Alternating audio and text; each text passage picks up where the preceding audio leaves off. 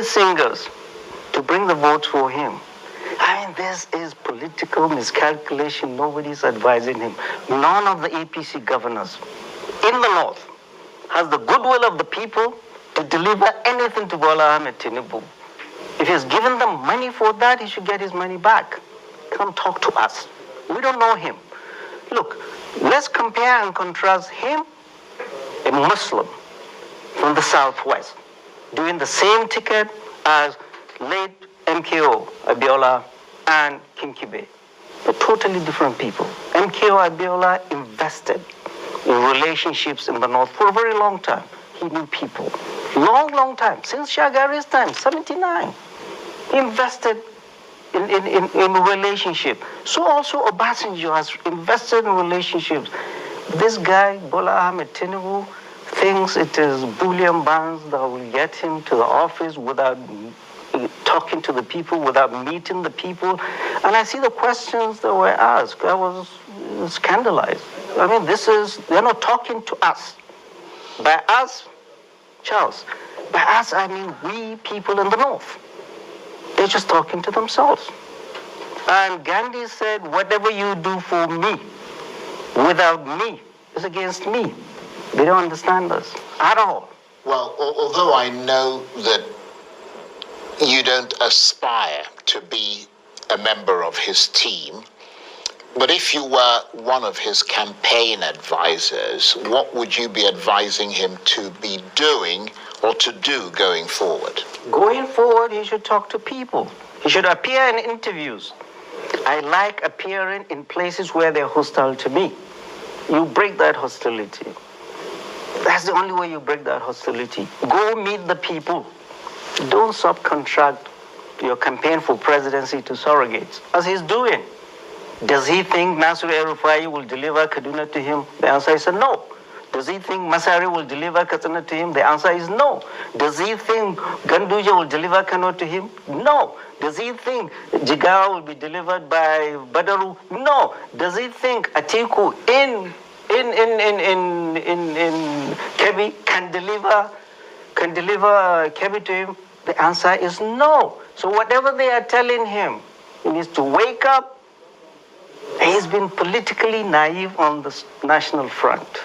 Well, how is what Atiku is doing different from doing it? Okay, look at Bola Ahmed Tinubu left and went to London. What did Atiku do? On the same day, he went to Lagos, the lion's den, to sell his wares. That is politics. Yeah, but a lot of people are saying the APC and the PDP are cut from the same cloth. So that when they talk about change, they want something dramatically different from both. Charles, let me tell you, I've never been involved in this political thing. And I got involved because we must be involved. We have seen the damage this 8 years has brought into this country. We have seen.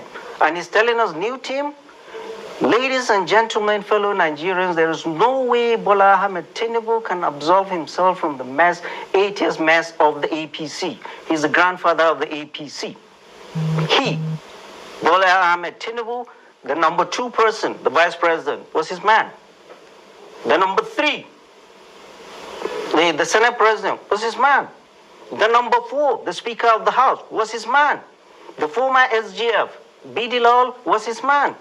The chairman of FIRS was his man.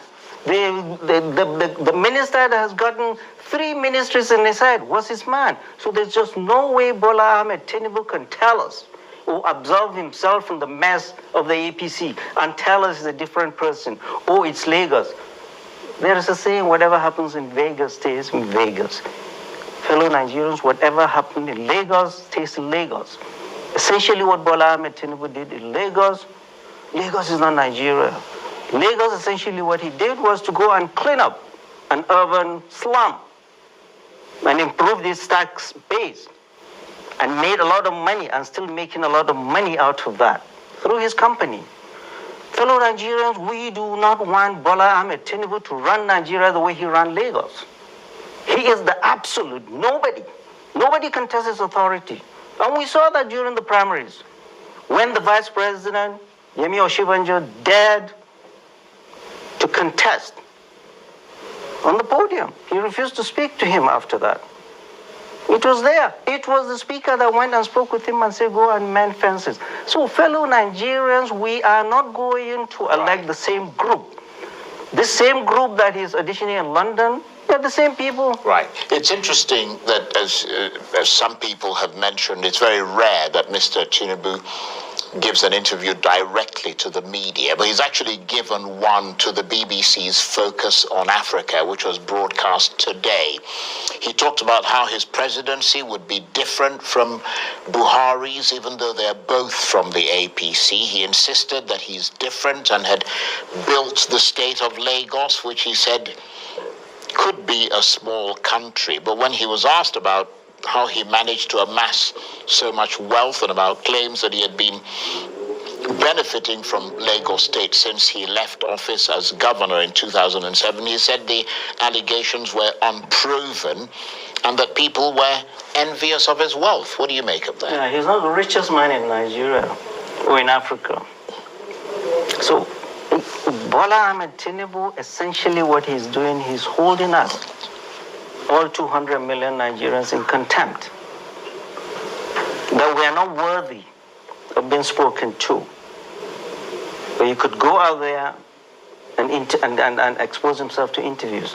This is exactly the same thing we are seeing from the current president, not talking to us. The president is supposed to talk to people that elected him into office. So he's continuing exactly what this president is doing on steroid.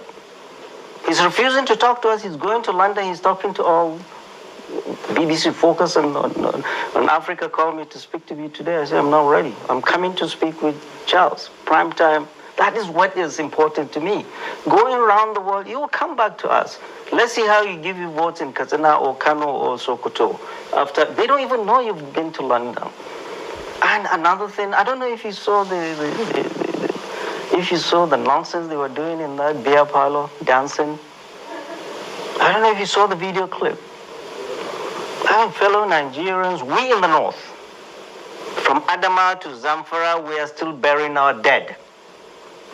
And a person who is aspiring to be a leader with his team, they are there in a beer parlor in London, dancing the booga. And we are taking that clip and showing our people. Our people, is it the kind of people we are suffering? I've just come back from Katsina, spoken with the IDP, see the sufferings of our people. These are your leaders. Well, he was also asked if he had to choose, that is in that BBC interview, between the two other main candidates, Atiku Abubakar